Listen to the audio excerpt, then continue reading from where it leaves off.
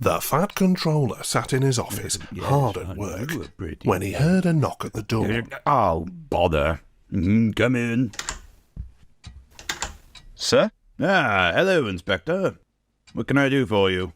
The engine you purchased from Scotland has arrived, sir. Ah, excellent. Right on time. Where is he?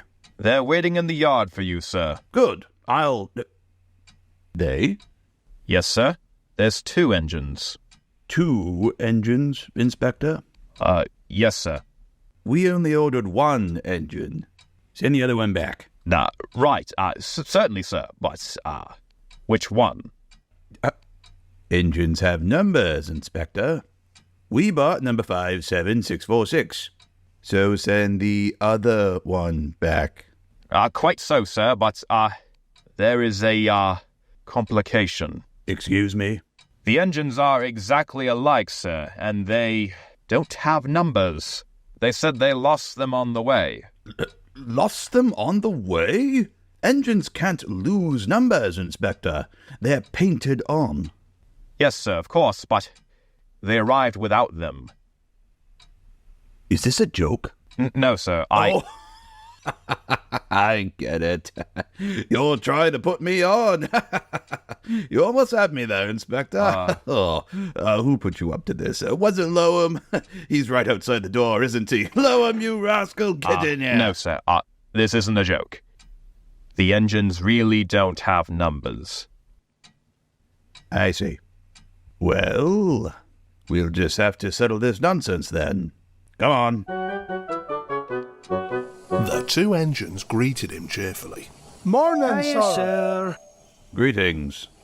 So, I hear you 2 have lost your numbers. How did that happen? They must have slyly slipped it off, sir. Aye, you know how it is. I know. Accidentally. On purpose. Oh, sir, you wouldn't be thinking we lost him on purpose, would you now? Well, I'm not so sure. Numbers are painted on. They don't just get lost now, do they? So, which one of you is 57646? Well, we've had lots of numbers over the years, sir. Neither of us know which we ended up with. Aye, we cannot see our campsites after all. I see. What are your names? Donald, sir. And Douglas, sir. Good. Now we're getting somewhere. Your controller can tell me which of you is which. Oh, you'll get nae muckle help from him, sir. Why? He doesn't know our names. How could he? We've only given ourselves names when we lost our numbers. Inspector? Yes, sir? Give these engines numbers 9 and 10 and put them to work. Right, sir? Ooh. Aye. Now listen here. If I'm to have an extra engine on my railway, then I expect double the output. One of you is playing truant, and I will find him out and send him home. Good day. Donald and Douglas were practical, peppery, and proud. They enjoyed themselves in the big yard and soon became friends with the others. They didn't mind what they did. They tackled goods trains and coaches easily. For once the twins shunted them. Spike Doogie, would ya? Then take that! And there'll be more coming, should you misbehave. The trucks knew better than to try any tricks.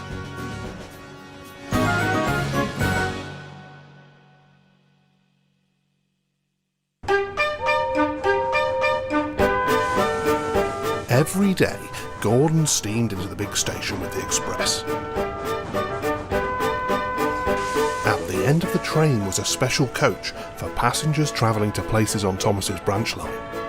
When the coaches are taken away, engines have to remember to shunt the special coach into the bay platform.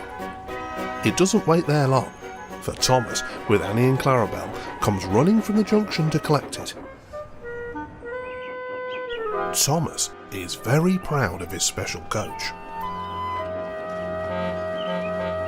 One afternoon, Douglas was looking after the yard while Duck was away. Gordon arrived with the express. Coaches, please. On my way. He was enjoying himself when an awful thought struck him. I hope the Fat Controller doesn't find out I shouldn't be here. Oh, I couldn't abide going back. Not with what's happening over there. Douglas worried so much over this that he forgot about Thomas's special coach. Where is it? Where is it? Huh? What's all this? Where's my coach?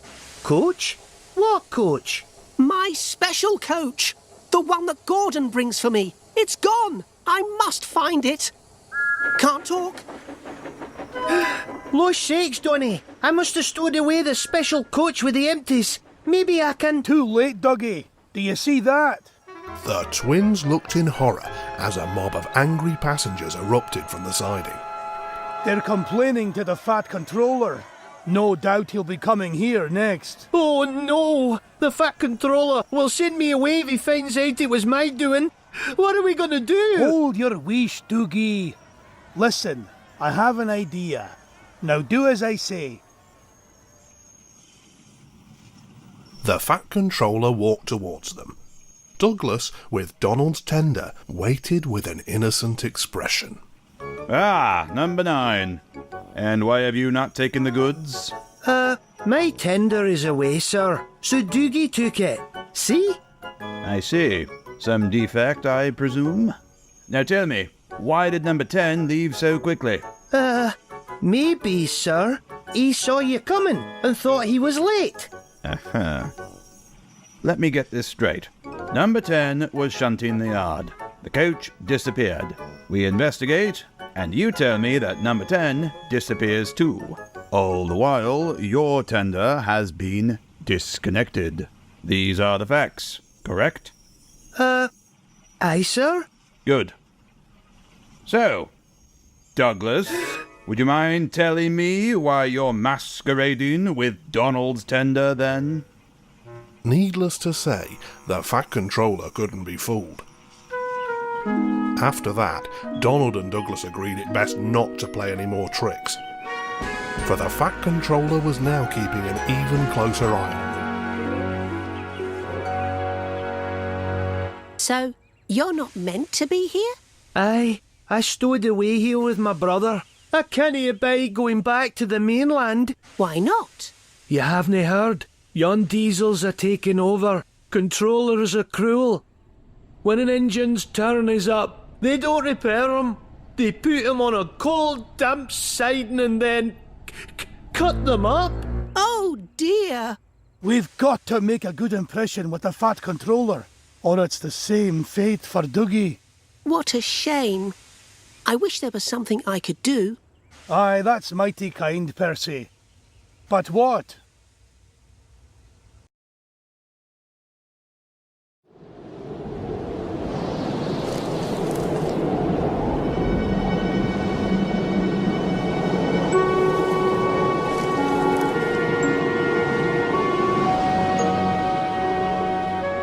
Snow came early that year, and it was heavier than usual.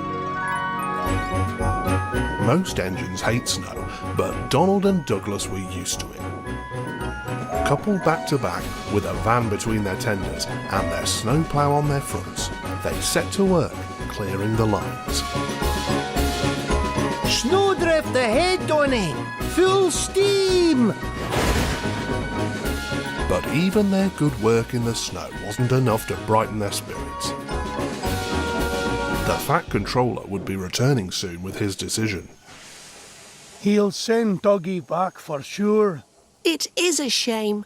They'll cut him up if he goes back. And that won't do. Surely one of us should be able to think of something. They all thought hard, but none knew what. But one morning, Percy came rushing into the yard. Everyone, I've got it. Edward says we need a depot station. Of course, a dissertation. But the question is... What is a desperation? It's when someone tells the Fat Controller something's wrong and ask him to put it right. Did you say tell the Fat Controller? Yes. So, who's going to do it then? Henry? Oh, no. I certainly can't. Donald? Nope, can't be one of us. Maybe Gordon? I propose that Percy be our disputation. Me? What? I can't. Oh, rubbish, Percy, it's easy. Well, that's settled then. Off you go, Percy. Bye-bye. Oh, fine. I really don't like this.